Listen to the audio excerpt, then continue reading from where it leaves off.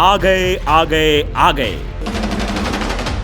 मौसम वैज्ञानिक आ गए। अरे मौसम वैज्ञानिक मतलब जानते हैं आप? स्वामी जी नहीं, अंतर्यामी जी। ऐसी भविष्यवाणी स्वामी जी ने की थी, मानो लगा था कि भारतीय जनता पार्टी तो गई इस बार। और स्वामी जी ने ऐसा बम फोड़ा था जिसमें वो खुद ही स्वाहा हो गए। वाह भाई वाह, स्वामी जी तो चले थे बीजेपी की लुटिया डुबाने, उनकी लुटिया खुद ही डूब गई। जब वो बीजेपी छोड़कर सपा में आए थे तो ऐसा लगा था अब तो सपा की आंधी चल जाएगी और स्वामी फिर से मंत्री पद पर तैनात हो जाएंगे। लेकिन जब नतीजे आए तो पता चला आंधी तो छोड़ो, बयार तक नहीं चली और स्वामी जी चुनाव हार रहे हैं। थोड़े मोड़े अंतर से नहीं, बल्कि 40 से 50 हजार वोटों से हार रहे हैं। अभी तो रुझान है, ये जब नतीजों में तब्दील होंगे तो स्वामी के राजनीतिक भविष्य का भी निर्णय हो जाएगा। दरअसल स्वामी ने अमित शाह को आंख दिखाई थी, अमित शाह का फोन नहीं उठाया था और अमित शाह ने ऐसी चाल चली कि स्वामी जी कहीं के भी ना रहे। न स्वामी जी अपने बेटे को चुनाव लड़वा पाए, न जिता पाए और न खुद अपनी सीट बचा पाए। ऐसे में स्वामी का राजनीतिक भविष्य अंधकार में हो चला है। कई तरह के मीम्स भी बनाए जा रहे हैं, टिप्पणियां भी की जा रही हैं, लेकिन हम वो टिप्पणी बिल्कुल नहीं करेंगे। हम तो कहेंगे स्वामी माने अंतर्यामी। लेकिन इस बार हो सकता है कि आकाशवाणी आने में गलती हो गई, ऊपर से आई होगी, स्वामी के पास पहुंची होगी, कही होगी कि भाजपा की सरकार बन रही है, लेकिन इनको सपा सुनाई दे गया।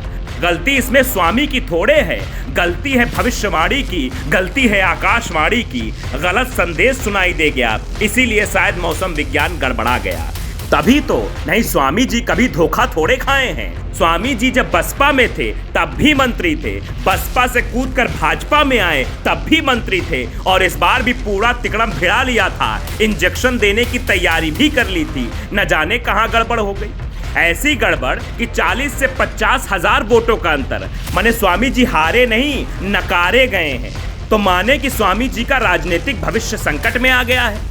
संकट में तो आया ही आया, साथ में बेटी का भी भविष्य चला गया है। पहले तो वो भारतीय जनता पार्टी में सांसद थी, लेकिन वो भी छोड़कर आ गई पिता के साथ और उनका भी हो गया सत्यानाश। यानी अब आने वाले समय में बीजेपी में कोई दाल उनकी भी गलने वाली नहीं है। अगर वो बवाल ना हुआ होता तो शायद स्वामी जी के पास उनकी बेटी का कद और रुतबा बरकरार होता, क्योंकि वो तो भाजपा में थी और सरकार भी बीजेपी की ही बन रही है। तो ऐसे में इस गणित को आप समझ सकते हैं कि भैया स्वामी जी ने चाल तो चली, लेकिन चाल लगता है फेल हो गई। स्वामी जी ने फुलझड़ी जलाई थी, बम विस्फोटक बातें की थी कि हम बहुत बड़ा विस्फोट करेंगे, लेकिन विस्फोट के चक्कर में विफोट हो गया और विफोट ऐसा हुआ कि स्वामी प्रसाद मौर्य ही चुनाव हार गए।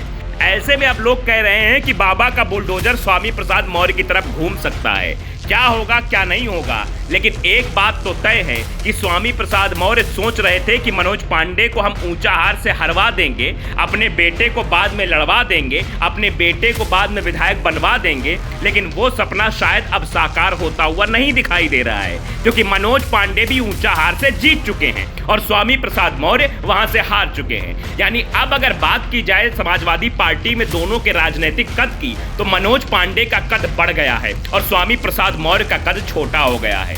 ऐसे में एक सवाल और है, सबसे बड़का सवाल ये, क्या समाजवादी पार्टी की तरफ मौर्य वोटर्स को ट्रांसफर नहीं कर पाए स्वामी प्रसाद मौर्य? ये बड़ा सवाल है। मतलब स्वामी प्रसाद मौर्य अगर इतने वोटों से आ रहे हैं तो अंदाजा लगाइए, न मौर्य वोट शिफ्ट कर पाए, न अपनी सीट बचा पाए। Bureau report, the such.